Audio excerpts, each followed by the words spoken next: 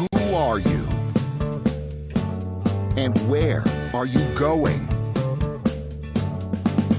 What do you want?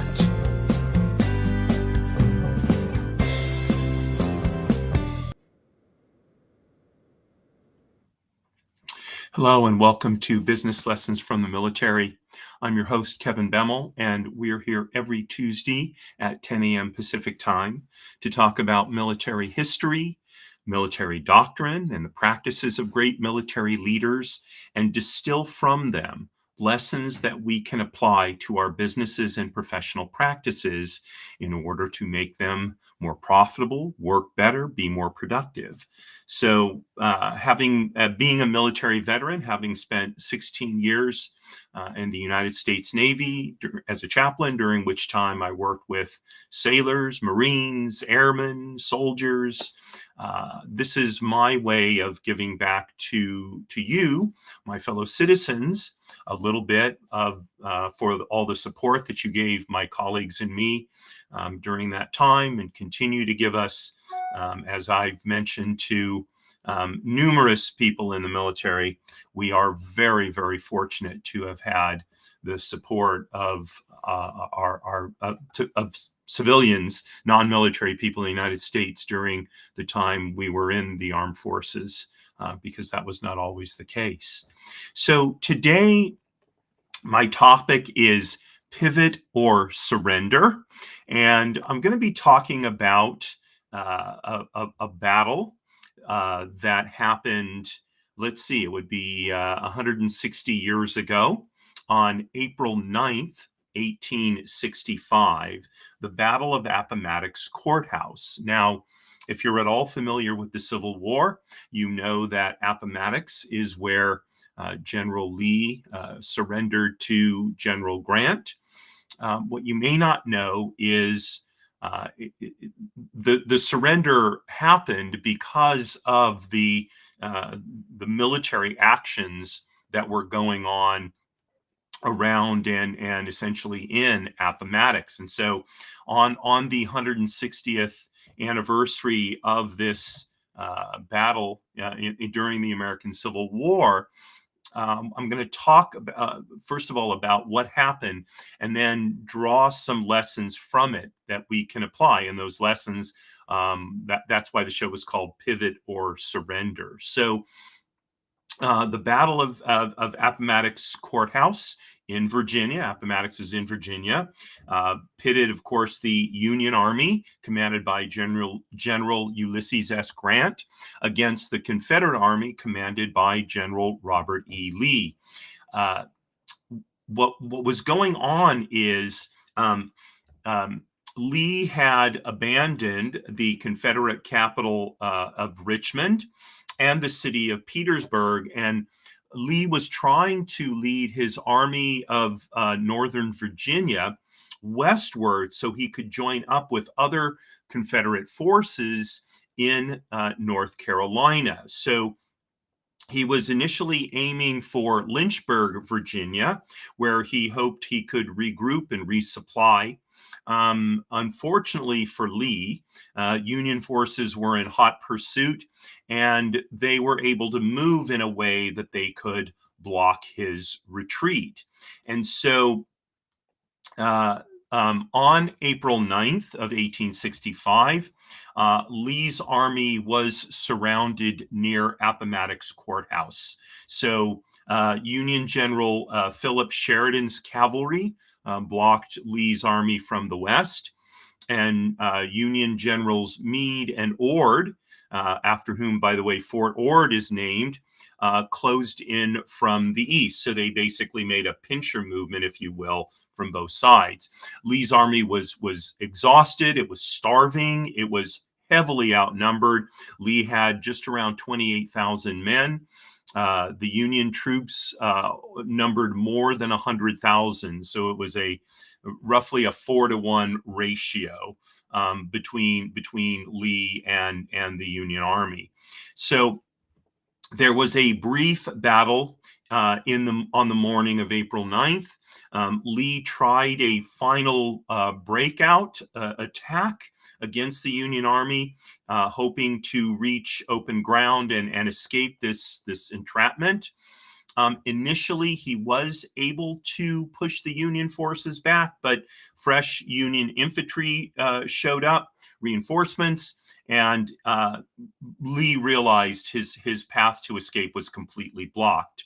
So not wanting or basically coming to the conclusion that further resistance was not only pointless, but would result in essentially the slaughter of his men, Lee requested a meeting with Grant, and they met at McLean House at Appomattox Court House, and they conferred, and in the end, Grant offered Lee pretty generous terms of surrender, and really they were aimed at healing the breach between North and South rather than punishing the South. And so Lee formally surrendered his Army of North Virginia, and that effectively ended the Civil War. There were a few smaller Confederate forces that continued to fight for a short period of time.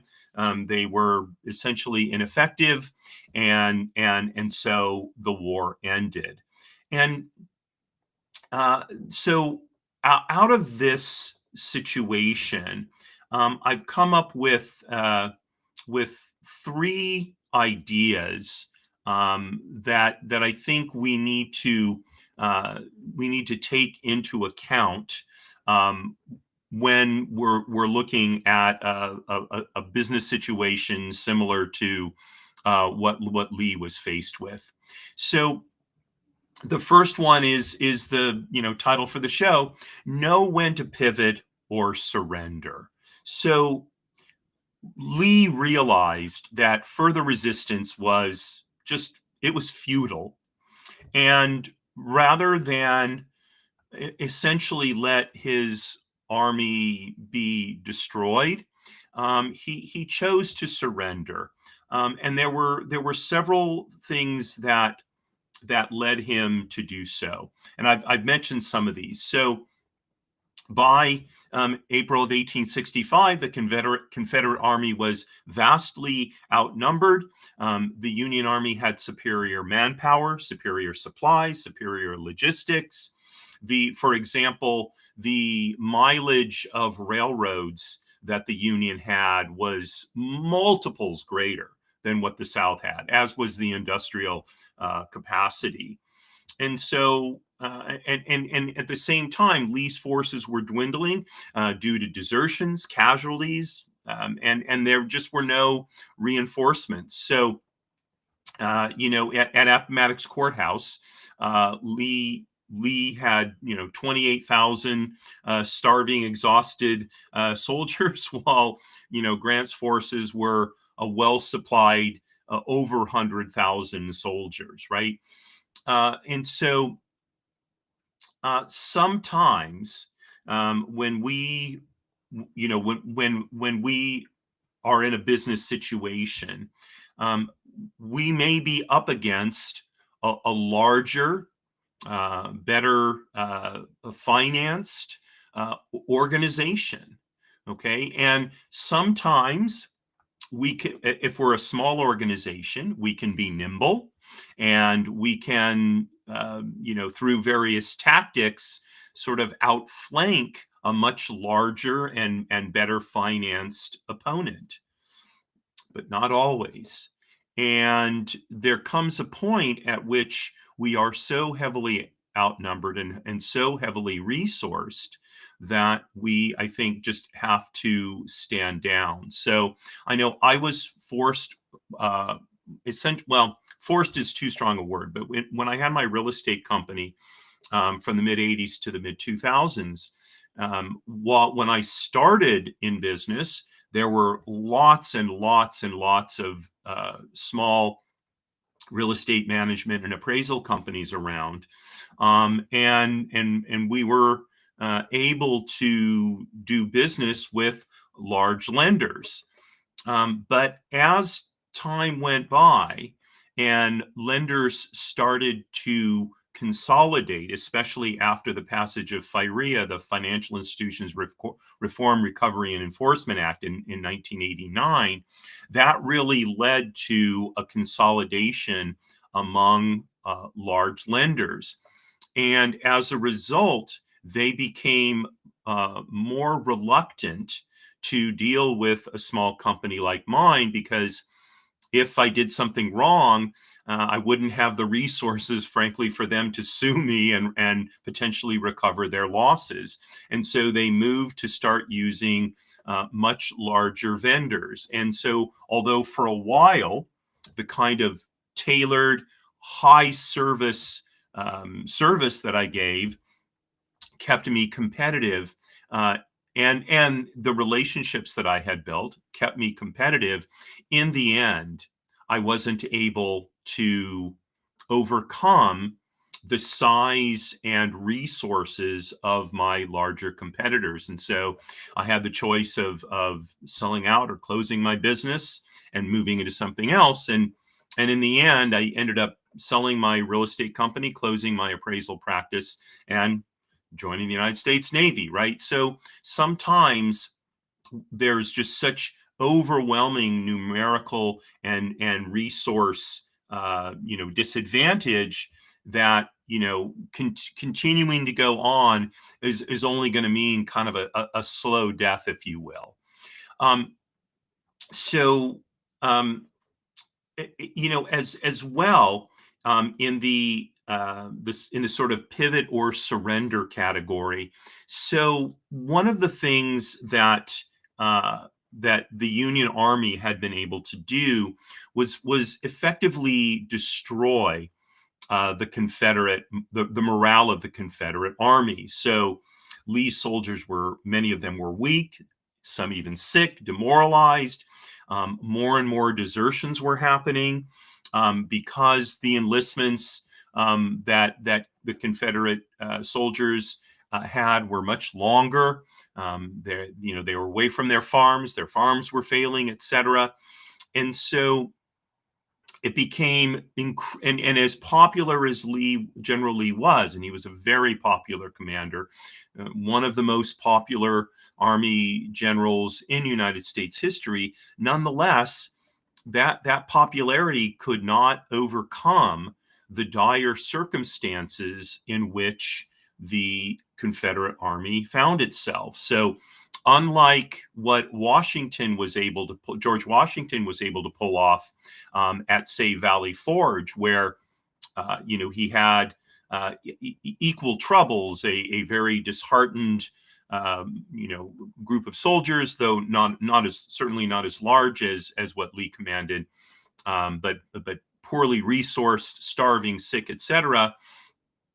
Washington somehow was able to hold them together, and Lee held them together, but not as an effective fighting force. And so, when Richmond fell, the Confederate capital, when it fell on April 3rd, so this further damaged the morale, the spirit of the remaining Confederate soldiers, and so too, when we look at our businesses and we're trying to make a decision, do we pivot? Do we, in essence, surrender? And when I say surrender, do we, give up on a particular, business strategy that we're pursuing? What will be the impact of continuing to fight on the morale of our people? If the situation looks hopeless, we shouldn't fool ourselves into believing that our people look at it differently. We have to give them the honor, if you will, of understanding what's going on. And so, if we're not able to really rouse their morale to really make a good fight, we may be better off surrendering or closing that business initiative and regrouping, give people a time to kind of rest and recuperate, and then move on from there. So I have a situation like that right now with one of the assets of an estate that I administrate, where the first year of administration was tough. It was very chaotic. The decedent had left no documents as to how things should be handled. Some of the clients of this company were extraordinarily rude. They treated the staff very badly, and so it became, my job to go in and straighten things out in order to maintain the value of this company as an asset of the estate.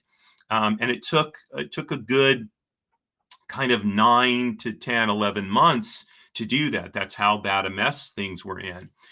Now we're beyond that phase, but the reality is the staff needs some time to kind of rest a little bit, put the chaos behind them before I launch, another major, or before I get into a major growth initiative. Okay, because, and now, not that their morale is bad, actually, it's very good. But if I were to push them into some kind of major marketing initiative, I think they don't have the energy to really pursue it in a strong way, and so they need some time again to kind of rest up and refit, as we would say, in an army. And we'll look to launching that initiative a little bit later on this year, after they've had maybe about 6 months to kind of finish getting things under control, absorb all the change, and are ready to launch into the next bold move. So I think that's another issue, morale, that we have to take into account. And finally, on this issue of pivot or surrender, one of the reasons why I think Lee was such a beloved general was he had a great deal of respect for his men, and their honor. And Lee realized that surrendering under honorable conditions would allow his men to return home. They wouldn't be annihilated either in combat action or in prison camps, where the conditions could oftentimes be awful, and there would be tremendous disease that could kill literally thousands. And so he applied to Grant, and asked that his troops be treated generously, and in the event, the Confederate soldiers were allowed to keep their horses and return home, rather than facing imprisonment or execution. And if you can sort of rise above the political context of the Civil War for a few minutes and think about what would have happened to the southern part of this country had 28,000 mostly young men been imprisoned or executed. What would have happened in the South? It could not have rebuilt itself, and become a part of the country again, and that could have led to mass starvation of women and children, and a great deal of future troubles for the country as a whole. And so, in this issue of pivot or surrender, in the end, Lee's surrendering was not an act of weakness, but really it was a sign of pragmatic leadership. And in some ways, it was a courageous act, because he accepted the reality of the situation.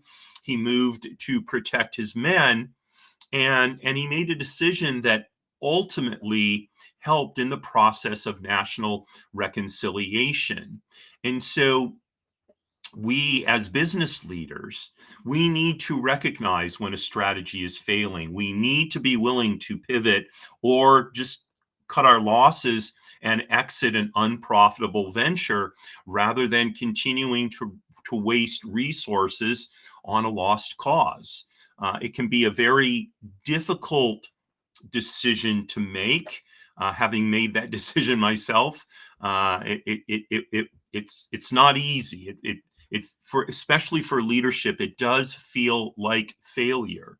But our personal feelings, generally speaking, have to be set aside for the good of our organization, and more specifically for the good of our team members, because in the end, as leaders in businesses and professional practices, we need to look after the welfare of our staff, of our team members, and make sure that they're able to take care of themselves, their families, and our feelings of disappointment or loss, or however we might describe that, while they're real, shouldn't necessarily be allowed to govern in a decision of whether to pivot or surrender.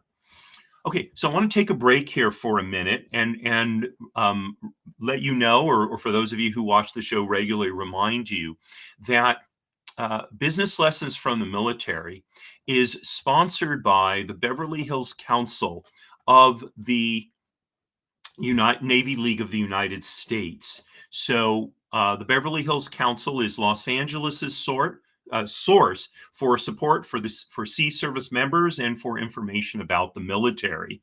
And as part of the Navy League of the United States, our mission has three parts. It is to support, educate, and advocate on behalf of the sea services. The sea services being the United States Marine Corps, the United States Navy, the United States Coast Guard, and the United States Merchant Marine.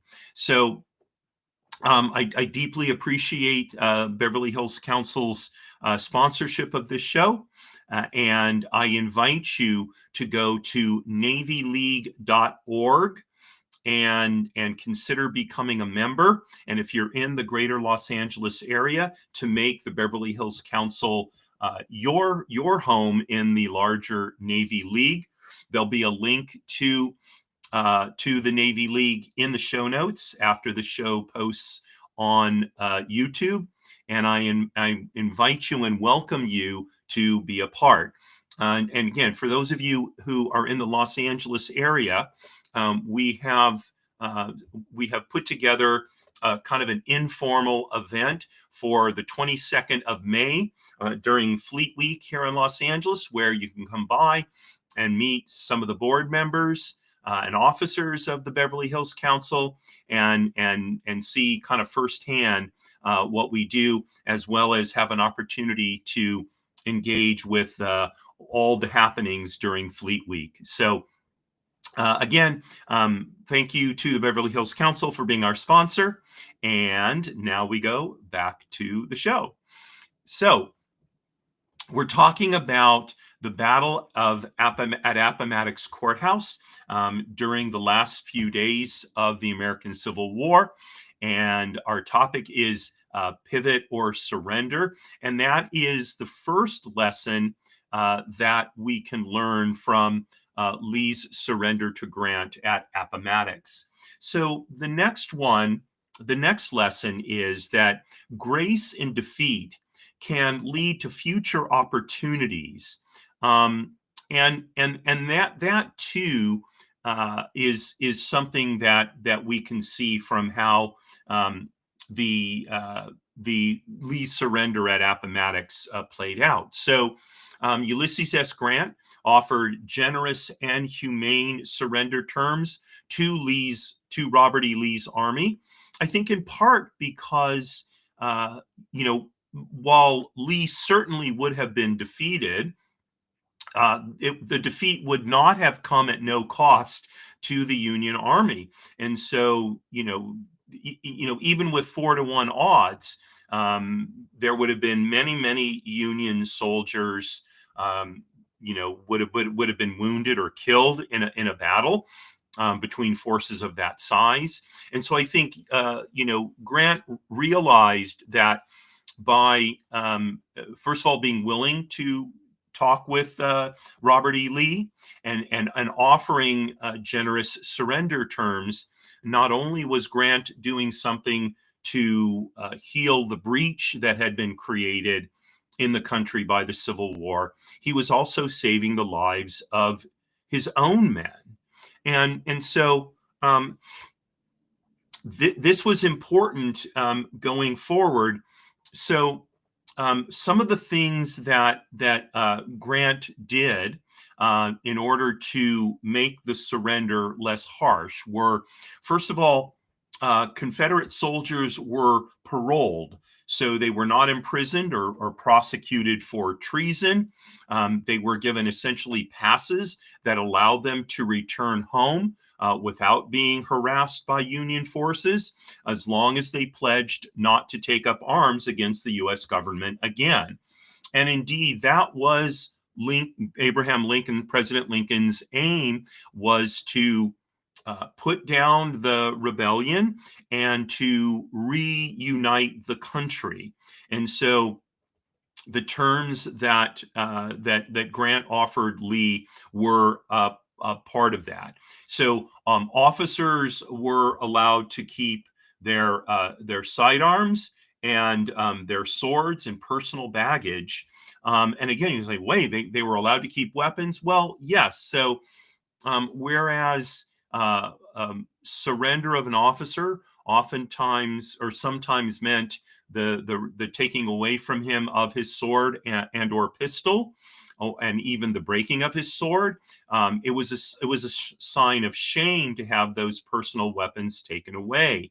And so rather than subject them to that kind of humiliation, Grant let them keep what are called their sidearms, their personal weapons, again, under the understanding that they would not take up rebellion against Union forces. So soldiers were allowed to keep their horses and mules so that they could have these animals available to help rebuild their homes. There was no harsh punishment. There were no executions of Confederate soldiers, despite 4 years of extremely brutal combat between the two. And given that Lee's army was essentially out of supplies and many of the men were starving, Grant arranged for 25,000 rations to be distributed to Confederate soldiers so they could have something to eat and would not, perish through essentially malnutrition. So why did Grant offer such generous terms? Well, first of all, as I mentioned a moment ago, President Lincoln wanted to reunite the country rather than humiliate the people living in the South. Number one. Number two, Grant wanted to avoid guerrilla warfare.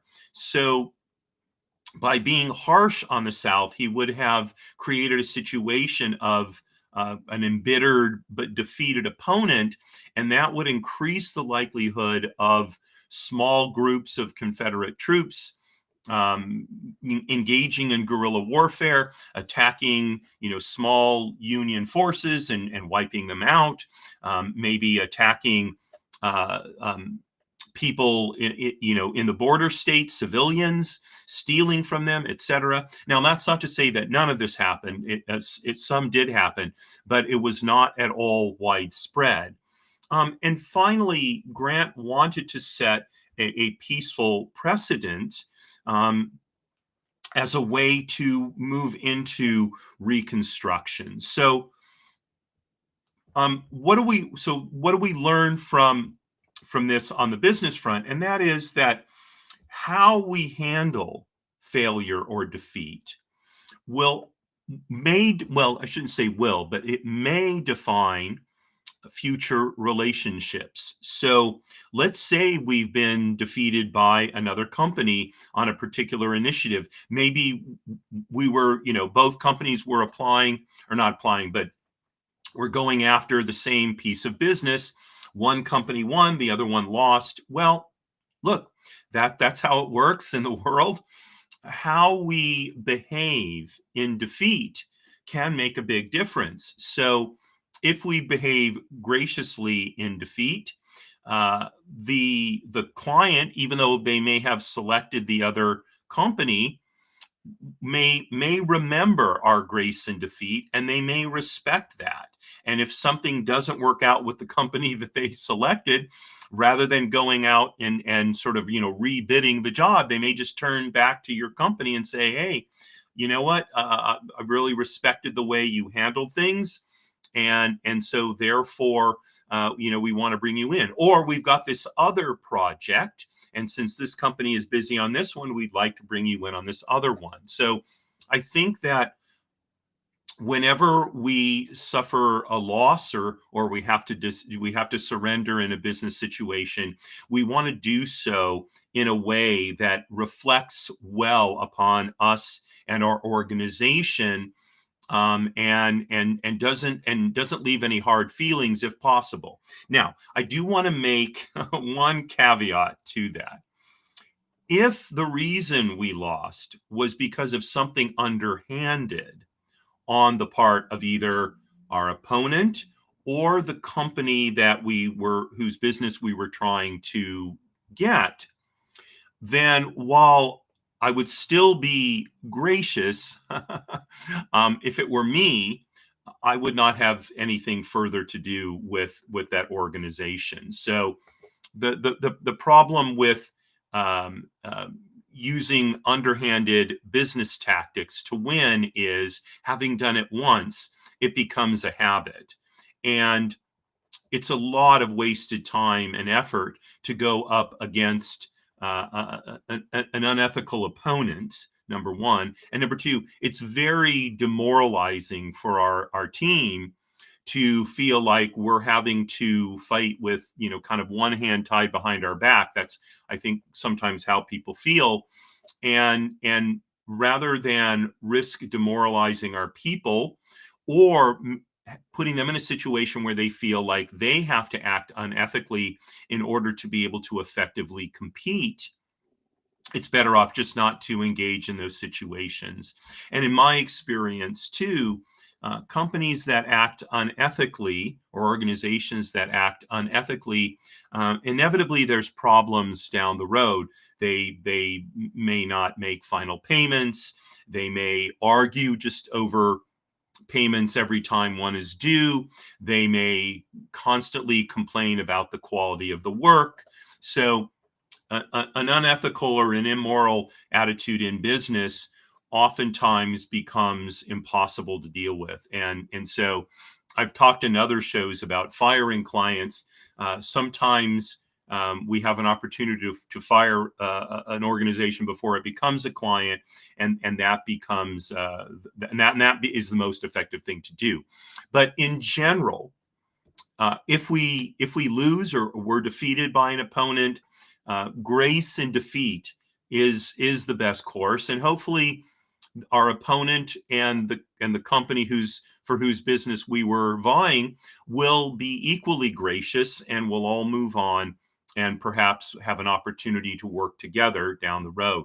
Now, I will say, one of the things I most liked about the real estate business is, although there were unethical practitioners with whom I was confronted from time to time, in general, real estate is a very collaborative business. And so while I might lose out on an opportunity to another particular real estate practitioner in one circumstance, a few months later, we might be cooperating in a transaction for our mutual benefit. And so there is a heavy incentive for collegiality and cordial relations between people in the real estate business. Now, do all people behave in the real estate business behave that way? No, for sure not. But most do. I would say the majority do, and that really makes it much more enjoyable, and in some cases even fun, to be in the real estate business, because that incentive to cooperate is there. Now, that doesn't mean, by the way, that we should be a pushover. We can be very tough. We can be scrappy opponents. and we, not being unethical, but we can be as creative as we possibly can be in going after business and in pursuing a particular business venture or initiative. All of those are great traits. But they need to be balanced against having some empathy for our team member, our employees, partners, competitors. Okay, we want to foster long-term. We want to foster respect and long-term success. And so, it's one thing to be a tough competitor, and it's another thing to be a ruthless competitor. Okay, so again, under this issue of grace in defeat and sort of maintaining relationships, when we face inevitable defeat or when we face the necessity to surrender, it's good to keep in mind that how we do that is as important and possibly more important than that we surrendered. Okay, and finally, I want to talk about how negotiating skills can shape outcomes. So, Grant and Lee's negotiations at Appomattox Court House on 9 April really set the tone for the whole post-war Reconstruction in several important ways.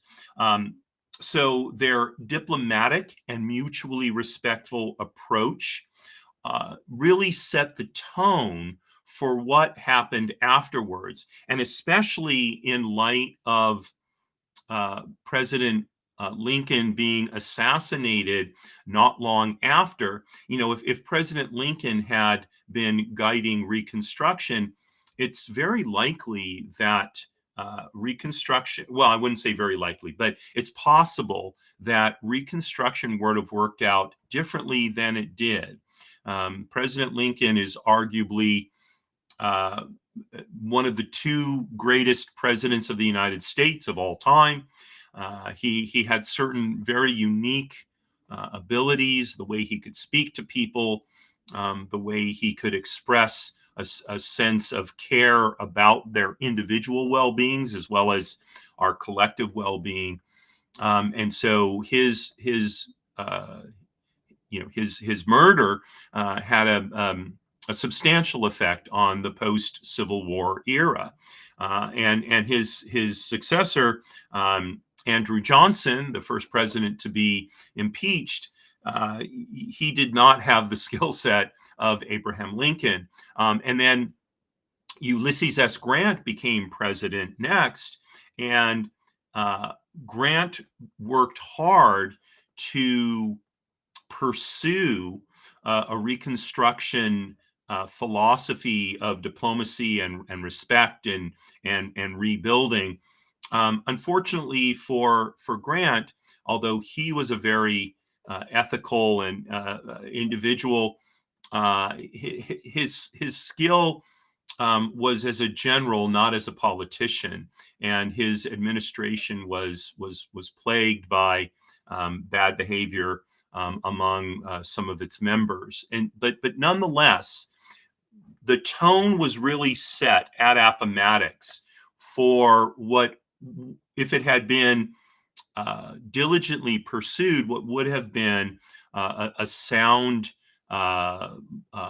model for reconciliation between North and South in the United States. So, a couple more things about that. First of all, the terms that General Grant offered General Lee really became a model, a sort of a blueprint for future Confederate surrenders. So when General Joseph E. Johnston surrendered in North Carolina, and General Edmund Kirby Smith's forces surrendered in Texas, they were offered similar terms to Lee's army in Virginia, again with an eye toward reconciliation and also hopefully helping prevent a prolonged guerrilla resistance.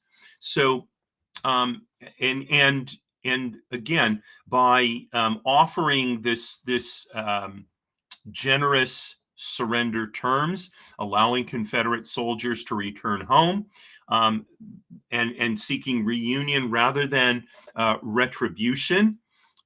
First of all, the Union Army avoided a sort of a prolonged occupation of the South, which would have meant Union soldiers would have been away from their families for a much longer period of time, would have been much more expensive for the federal government to occupy the South, and would have delayed the rebuilding not only of the South, but of the North. So it wasn't as if the North suffered no damage.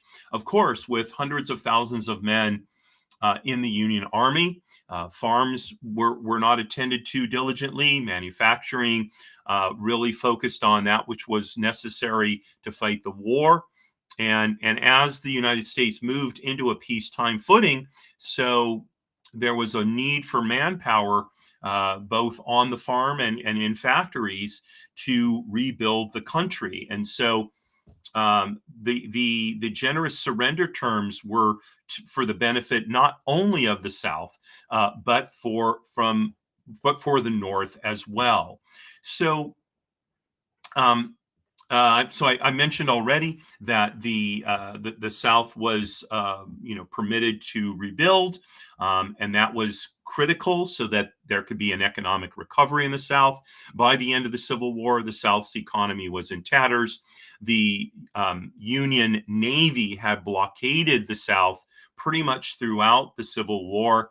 The South was unable to export most of its cotton, its tobacco, and although there were willing markets in Great Britain, primarily for cotton, for example, and although occasionally blockade runners would get through, there was very little commerce between the South and overseas buyers, and that too contributed to essentially the destruction of the South's economy, which of course was part of the North's war strategy, was to strangle the South economically. And if you recall, I think a couple of weeks ago, I did a show about the battle between the USS Monitor and the CSS Alabama, better known as the Merrimack, the first clash between iron warships. Part of that was because having the Merrimack was essentially effective at not avoiding, but breaking through the Union's naval blockade, and that's why it was so dangerous. So that the Monitor proved so effective meant that the Union Navy was able to maintain that blockade, and so by through the negotiations that started with between Lee and Grant, the groundwork was laid for the economic revitalization of the South, and more specifically to Lee, because he was able to negotiate surrender with honor. He retained his influence to promote unity. Had Lee been arrested, or worse yet, executed, he likely would have been a martyr to the Confederate cause, and prolonged Southern resistance. And so, in a very smart move by General Grant, in essence, embracing Lee as the hero that the South believed him to be, treating him honorably and generously, he made Lee an ally in the rebuilding of the United States, rather than making him again a martyr to the Southern cause. And as well, although there were the radical Republicans in Congress wanted very, very harsh terms imposed on the South as a result of the Civil War. The negotiations between Grant and Lee really set a standard that prevented harsher terms from being imposed on the South, even by Congress. And so, although there were carpetbaggers who came into the South who did some pretty horrible things, all in all, what did happen during Reconstruction was not nearly as bad as what radicals in Congress wanted to impose.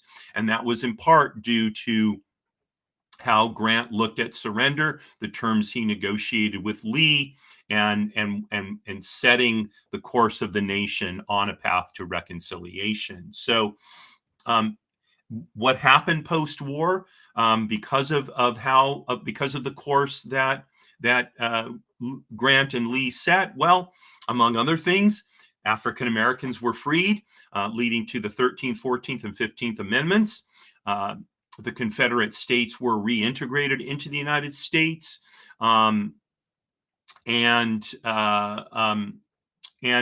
there was very little overall retribution. And so I think the lesson we take from this as business owners and business leaders is even though we are facing defeat, we still need to approach negotiations in order to lessen the sting, not really for our own sake, but for the sake of our organization and especially for our people. There's nothing dishonorable about essentially negotiating, lighter terms. Now, in a business, okay, we may not, we're probably not going to face the kind of situation that the Union and Confederate forces faced at Appomattox. However, we may face a situation where after months of hard work attempting to get a piece of business, we're faced with the prospect of not getting that business. And so we can turn to we're forced to turn to our people with a message. Now, one message can be, I spoke with the prospective client, and while they chose the other organization, they were very pleased with what we did, and they're very open to working with us in the future, right? And in fact, I've negotiated another opportunity for us to look at potentially getting some work from them, right? So that can really soften the blow and move on into a much more productive future, both for your organization as well as the one whose business you lost or didn't get anyway. So I think all of these need to be taken into account. And even though we're faced with having to surrender a business initiative, how we negotiate that surrender, both kind of with our own people and with the other players that might be involved, can set the tone for how things work in the future. And so we should look for opportunities to mutually benefit, even in the face of defeat. So those are the lessons that I take from the Battle of Appomattox Court House and the surrender of General Robert E. Lee to General Ulysses S. Grant. And it's always hard to face defeat, but it's really a sign of the quality of us as individuals and especially leaders, and the quality of our organizations, how we face it. And I've faced it myself, and I hope I've always done it at least reasonably well. And I've seen other people have to face it, and I hope I was, gracious at those moments as well, although sometimes not. And I've certainly been in situations where, having defeated another organization. They lashed out at me. And okay, if that's what they're going to do, that's what they're going to do. And what they've told me is something very, very important. And that is, I don't want to have anything to do with them in the future. And I know for myself, uh, in my business and in the businesses for which I'm responsible to administrate them, I want to make sure they're the kind of business that even as we go down in defeat, people look at us and say, "Wow, these are good people. They're fine people. They were tough competitors. Okay, they lost out this time, but you know what? I'm looking forward to engaging with them again in the future." So that's the show that I bring to you today. And I thank you very much for joining me, especially those who are watching live. Tomorrow at 10 a.m. Pacific time is my show, People Making Money. And I'm going to be talking about dressing for success. So do you notice I have kind of my nautical outfit on today, right? Even though I'm talking about the armies, but I've got my, yellow and blue or blue and gold, right? Those are the colors of the United States Navy. I have my tie on, my rep tie. So tomorrow we're going to be talking about how in today's business world do we dress for success. And then on Thursday at 5 p.m. Pacific time is my every other week show, Jiggers' Place, when we talk where we talk about everything not related to business and finances. And this Thursday is just a couple days before the major Jewish festival of Passover, or sometimes it's known as Pesach. And so I'm going to be talking about biblical commandments. And this is a subject I've spent quite a lot of time thinking about, examining, and I have some thoughts for you that I think you will find interesting. So I invite you to join me for a cocktail and a chat on Thursday at 5 p.m. Pacific time. And then next week on Monday at 10 a.m. is my show, Trusts and Estates Weekly. And then I'll be back a week from today with the next edition of Business Lessons from the Military. Actually, real quick, let me see. I think I have a guest, right? Nope, no guests next week. But hopefully we'll see you a week from today. So once again, thank you so much for joining me. Wishing you a wonderful rest of the day. And signing off as I always do, Marie, you are my bell. Courage at all times, my friends.